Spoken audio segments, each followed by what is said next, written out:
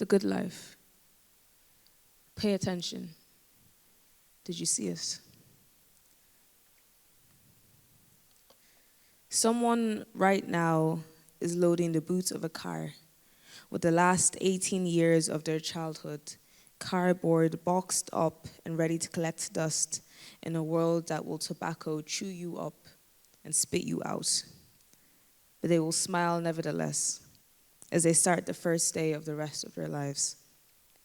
On the next street over, there are training wheels preparing for rust in the garage whilst a son is being held in the bubble wrap arms of his father, teaching him how to ride his first bike. And suddenly, everyone else is merely the background characters of someone else's core memory, framed up on the mantelpiece for the next 18 years to come. Did you see us? Pay attention. Monday morning, the sun will drag itself out of bed to get up before you and greet you at your windowsill. You will wipe the weekend crust clean from your eyes and sigh. Don't let the sun's efforts go in vain. Be grateful. Later, the stars will throw itself splashed paint onto blank canvas. The moon will whiten its teeth for you. The mailman will use all 13 muscles it takes to smile. Smile back. 40 miles away, your mother will sleep next to her phone on the off chance that your night terrors make a 15-year comeback. You won't call, but she'll be ready just in case. Pay attention. The boogeyman is a mere shadow puppet in comparison to a mother's muscle memory. Right now, the early bird is warm feeding its young who will grow up to whistle you sweet nothings at dawn. Did you see us? There is a choir being silenced by the white noise nothingness of your noise-canceling headphones. Pay attention. On the overcrowded train, you will spot two strangers that are one awkward hello away from a happily ever after. 5 years later, those same shoulders will brush against one another at the wedding reception of their dreams. And suddenly, everyone else on this Avanti train is merely the background characters of someone else's core memory. Did you see us? The good life. Are you paying attention? This is the good life. Look, 2 feet away from your bed, in the second drawer of your nightstand, is the heart that was given to you by your lover. On your wall, the sun is sliced into rays like the 2 pieces of bread that is currently being burned in your name down the hall. Love has found you again, and you didn't even realize. The good life. It is all around you, always. If you just squint your eyes and tilt your head long enough, you will find the scattered dust of every shooting star you once wished upon. If you unplug your headphones and remove just enough earwax, you will hear every adolescent wish you once whispered onto floating dandelions. This is a good life. So pay attention. Thank you.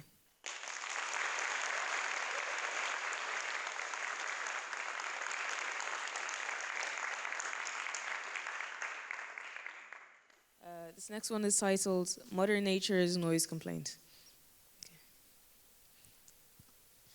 If a tree falls in a forest and no one is around to hear it, does it make a sound? Or if a forest falls at the hands of man and there are no more trees around to catch our breath, who will be left to listen for a sound anyways? Or if man falls at the hands of man and there is nothing left in the forest but polluted air and broken promises, what is silence anyways if not the consequences of our actions? What is this stillness if not a delayed apology? See, they say you either die a hero or live long enough to see yourself become the villain, so I wonder, Did Adam and Eve know how doomsday destructive we'd become? I mean, we keep disrespecting nature's boundaries, so I guess the forbidden fruit didn't fall too far from the fallen tree to spread its seed in Eve. Eve. They're saying that we're destroying the planet, so what kind of Armageddon did you conceive in your womb? What genocidal genesis did you give birth to? See, if a forest falls at the hands of man, and this time there were no snakes in the garden to tempt us, what God will we carve into scripture to absolve us of our own sins? I mean, just think of how multi-story car park the Garden of Eden could have been. Because what are we if not made in the image of our Creator?